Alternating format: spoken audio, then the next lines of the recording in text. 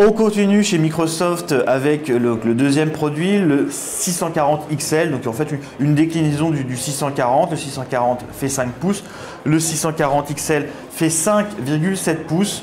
On retrouve à peu près la même logique, une coque en polycarbonate épaisse de 9 mm, là encore c'est plutôt épais, mais on a l'habitude chez Nokia, ex-Nokia, maintenant Microsoft, et une machine qui fait 171 grammes, la prise en main est toujours plutôt confortable, plutôt solide. C'est des machines positionnées sur l'entrée milieu de gamme qui sont franchement solides. La coque en polycarbonate, ça on a l'habitude, colorée, c'est plus mat sur le XL, glossy et brillant sur le 640 classique. Une épaisseur de 9 mm, je l'ai dit, mais une batterie de 3000 mAh sur du 5,7 pouces, ça devrait le faire côté autonomie. La dalle 5,7 pouces, je l'ai dit, fait du 1280 par 720 pixels.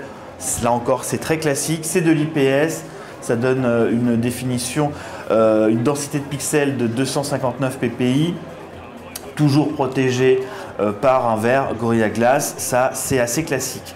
À l'intérieur, évidemment, du Windows Phone 8.1, éligible à Windows 10 quand il arrivera probablement cet automne.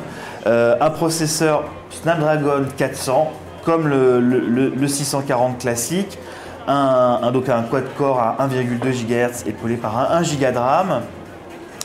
Côté APN, côté appareil photo, c'est un petit peu mieux que le 640 classique. On est sur un 5 mégapixels en façade et 13 mégapixels au dos avec une optique Carl Zeiss et surtout l'application Lumia Camera qui était généralement réservée au flagship.